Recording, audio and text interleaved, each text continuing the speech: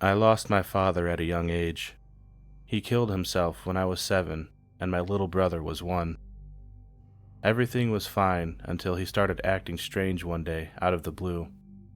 He was manic and talking about some phantom stalker. He was the only one to ever see them. He described them as a pale, naked man with a featureless face that crawled on all fours, sharp claws protruding from its long, bony fingers, and a mouth full of too many teeth that were small and jagged.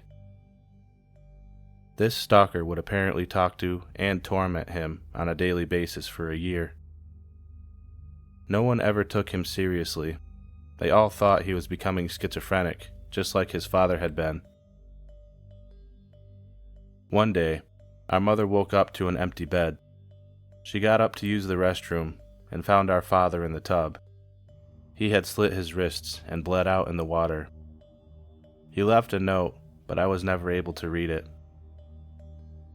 Our mother was absolutely devastated. She sold the house and cut all contact with the outside world. We moved to a cabin in the middle of a densely wooded area, far away from any city. The closest neighbor was 3 miles away. Our cabin, though secluded, felt rather comfortable. The interior was gorgeous and smelled of pine trees. It was big enough for my brother and I to have separate rooms, and there was a loft with plenty of room for games. There was something strange about the cabin, though. It didn't have any windows. The interior lights were immensely bright to compensate for the lack of any natural light.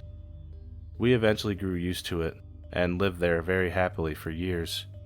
It felt like home, until today, that is.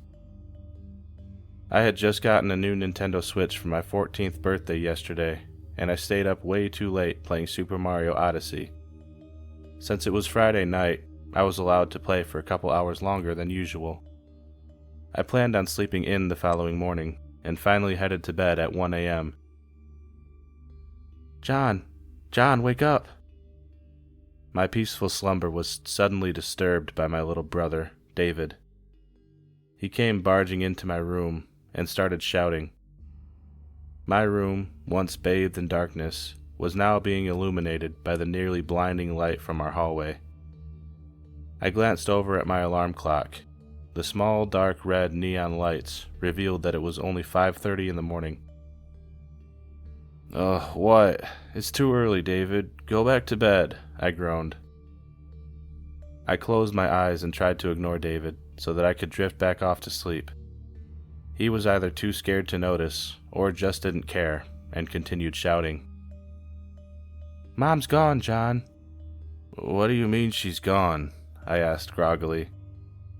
"I had a bad dream, and I wanted to lay with her, but she wasn't in her bed. Her car's here, but she's not. And there's a lot of blood on her bed, too." My eyes immediately flew open at that, and I sat up, my heart now racing. I got out of bed and ran down the hall.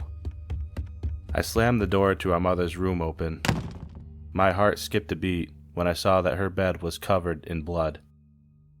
There was a small pool collecting in the center of her mattress that was already turning brown. There was also a small trail of blood leading to the front door. David followed closely after me. I heard his small voice shakily mumble just above a whisper, "I'm scared, John." I was too, but I couldn't let him see that. I needed to be brave for him. I had to get him away from the blood without frightening him even more. "It's okay, David. Mom just, spilled some wine. Yeah. She probably ran out to go get some cleaning supplies." "But her car is still here. How would she get to the store?" "Maybe she got a ride from Mr. Harrison down the road. He takes her into town sometimes." David agreed and seemed to calm down a little bit. I felt a little guilty for lying to him, but it was the only thing that I could think of. "I'm sure she'll be back soon, so I'll tell you what. Why don't you go up to the loft? My Nintendo Switch is still plugged in, and you can play on it until Mom gets back."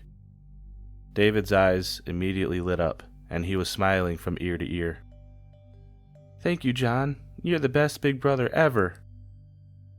As warm as that made me feel, it quickly faded away as he ran off, and I shifted my focus back to my mother's room. She had a dresser against the far wall of her room. There was a piece of paper on top of it, folded into a tent. It had my name on it. I walked over and picked it up. The bottom corners were stained with specks of blood. This is what the note said. John, I want you to know that I'm sorry. I love you and David more than anything in the world. I thought I could protect you out here.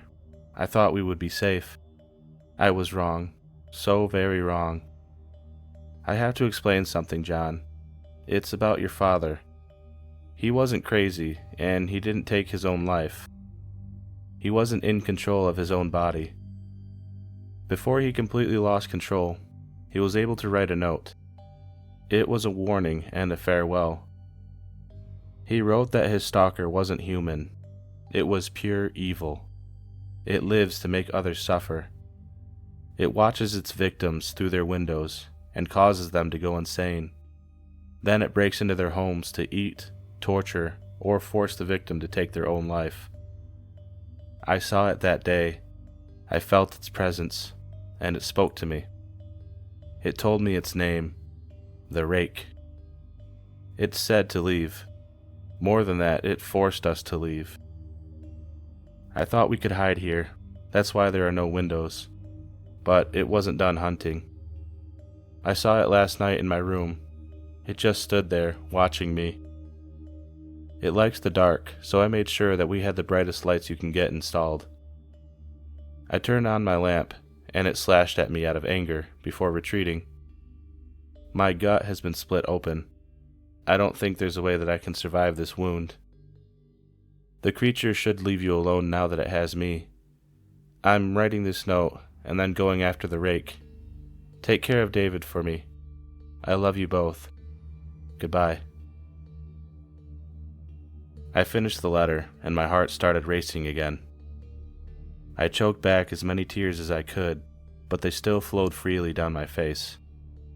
My sobs were interrupted by a pale figure flying past my mother's doorframe, followed by a blood-curdling scream coming from upstairs. I got to the bottom stair when David's screams were cut short by a sickening wet crunch. "David!" I shouted, but I got no response. I ran up the stairs and into the loft. David's body hung limply from the creature's mouth. The Rake smiled at me and laughed. In a flash, it was gone, taking David with it.